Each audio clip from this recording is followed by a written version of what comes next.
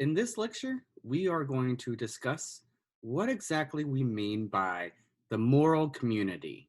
I think that the notion of the moral community is actually very, very significant for ethics in general, for value theory in general. It's closely related to this notion of meta ethics.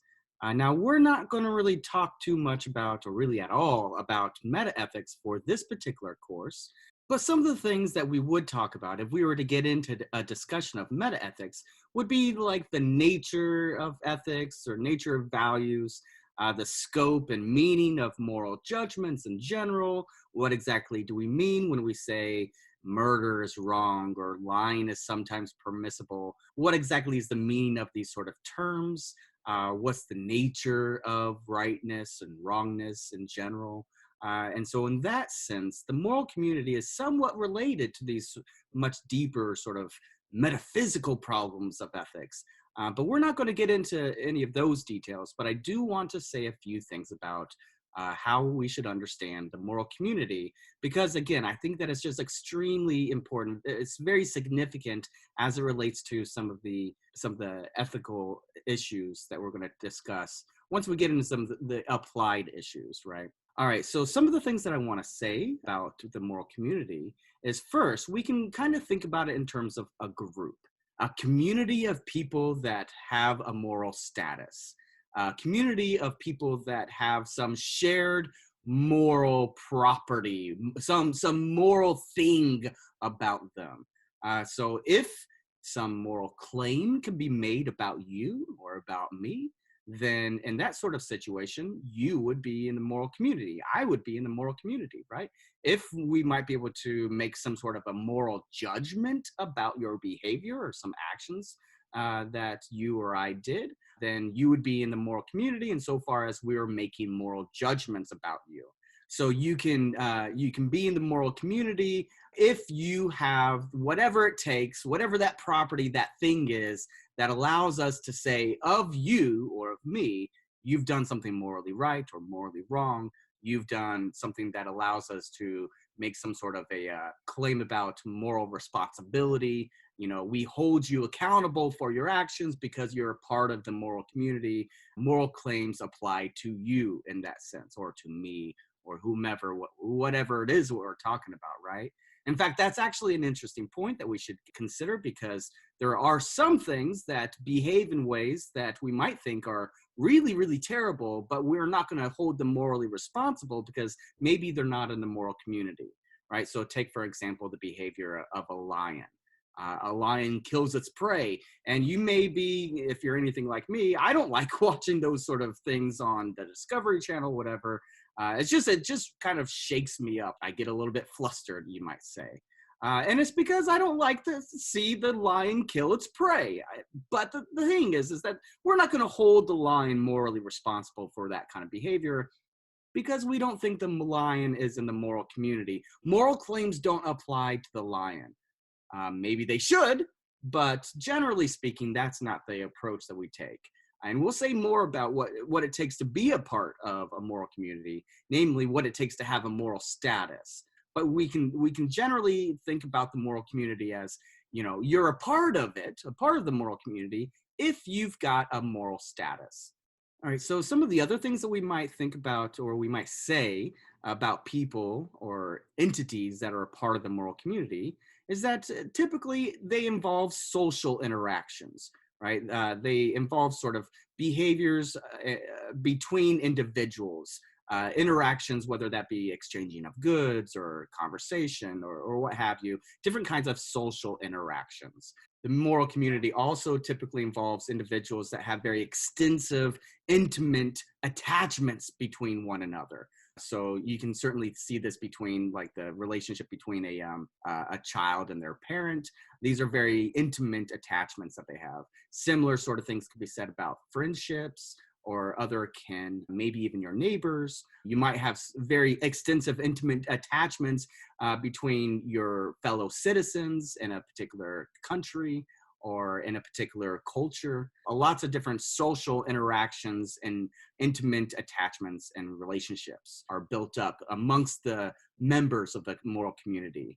Typically, the individuals in a moral community have some set of shared beliefs, some set of shared principles that they all adhere to. With regard to the moral community, these would involve moral beliefs or moral commitments, moral principles, right? They all agree about some of the basics, things like don't kill each other, don't steal from each other, some sort of bedrock agreements that we all sort of say, you've got to at least buy into this much in order to be a part of the moral community. Now that's maybe a little bit controversial. Maybe there are people that are going to say no, I'm still part of the moral community even if I don't agree with all of these things. Which beliefs must you think are true? That's going to be kind of an issue that we can debate and discuss.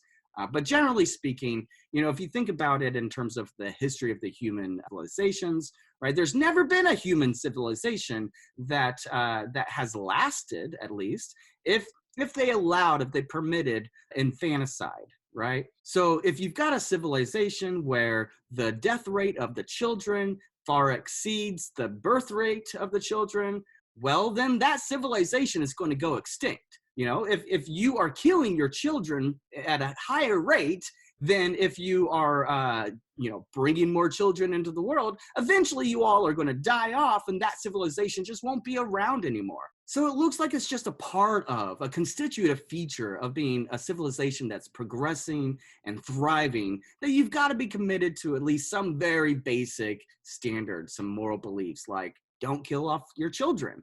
That seems like something that we should all agree to. So these are kind of the ways in which we can appreciate the different engagement, social interactions, and intimate attachments and relationships that we'll have as members in the moral community. So if you are in the moral community, if moral claims apply to you, if we can hold you morally responsible for the things that you do, then it looks like you can be harmed, right? You can be morally harmed or in some sense, morally wronged. So we might say that you cannot be morally harmed or morally wronged in any particular way if you're outside of the moral community. If you don't belong in the moral community, then you're not the sort of thing that can be harmed or wronged. And this looks like it's pretty clear with regard to non-sentient things, right? If I go and I destroy a building, let's say, and generally speaking, we don't think that the building is a part of the moral community. It's not sentient. It's just some structure. Well, I haven't harmed the building. I haven't done anything morally wrong to the building because it's just not a part of the moral community. Likewise, we might say something similar about some non-human animals. If they're not a part of the moral community for one reason or another, then we can't do anything wrong or morally wrong. We can't morally harm them if we treat them poorly. Now, it still may be the case that we shouldn't for some moral reason, but it wouldn't be because they're in the moral community. So you might think that you can only morally harm or do some moral wrong thing to other members in the moral community. But if something is outside of it, it's not going to be the case that we can harm or do some moral wrong to them. And this is actually really important with regard to the moral community because we run into this problem of this kind of notion of an in-group, out-group mentality. Sometimes we start thinking about how, oh, well, I can only harm some part of my own group. So if I do some wrong thing, some harmful thing to somebody outside of the group, then it's not really that bad, or it's not bad at all. This is the problem of exclusion, excluding certain things from the group, from the community, because for whatever reason, we think we should be able to harm them. We should be able to do something that we otherwise wouldn't do towards them. In fact, we can see how this actually takes place. If we think about things like war, oftentimes one side in a war will try to dehumanize the other side. Right? So we'll try to treat them as if they're somehow less than us. They're criminals, they're murderers, they're rapists, they're foreigners, they're somehow not like us. They're less than us.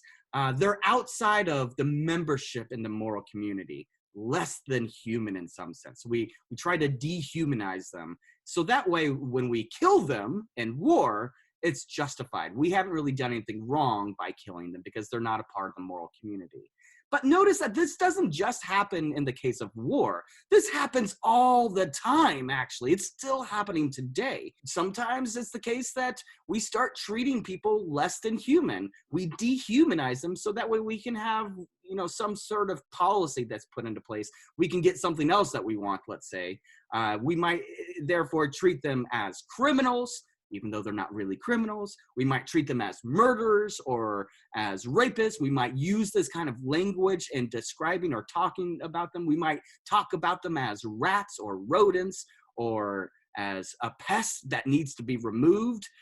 These are the ways in which you sometimes hear people talking about certain individuals that we think are in some way outside of the moral community. Now, it's subtle. It's not as if you see politicians or anyone else going out and saying, I believe these folk are non-human. They tend to use language like criminal or foreigner or rapist, murderer, right? It's still human, but like less than human, dehumanized in some sense. We can see how the problem of exclusion becomes really central, right? We want to somehow exclude certain people for one reason or another, and we treat them as the other, right? It's the problem of being afraid of something else that's out there, the foreigner who might come and try to take things from us or try to rape my child. We end up dehumanizing people oftentimes in order to kind of sanction the ability to do things that we otherwise wouldn't do. Again, this is because, generally speaking, you can harm somebody who's a part of the moral community. But if so-and-so is a foreigner outside of the moral community, then it's not really that wrong. You're not doing something morally terrible. And so therefore we can sanction certain behaviors that we otherwise might think are terrible, atrocious behaviors. Now, of course, I've been talking in very vague general terms. I've been saying, we do this, we do that. I'm not trying to suggest that you do it or I do it or that any particular politician does it, but I want you to be aware of this kind of language and this kind of mentality, this sort of in-group, out-group way of thinking about who is or who is not in the moral community, because not only is that going to be relevant with regard to some of the most atrocious things that have happened in human history, it's also going to be relevant with regard to certain non-human animals.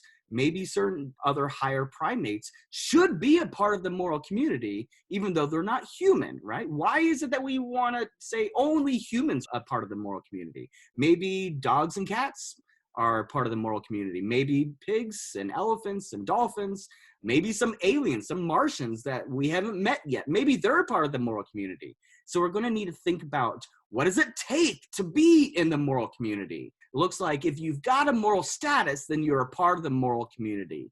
But what does it mean to have a moral status? There's going to be different ways in which we can think about what a moral status is. And it's not immediately clear which way is the right way to go there. But I think the main thing to kind of take away from this lecture here is that when you think about or when you consider some atrocious thing that's taken place, some murder, some kind of unjustified war, oftentimes we can think about that in terms of one group of people treating the other group of people as being less than human or outside of the moral community. Because if they were a part of the moral community, then they wouldn't have treated them that way. So these are just some very general points I want you to consider as we progress through the rest of this module.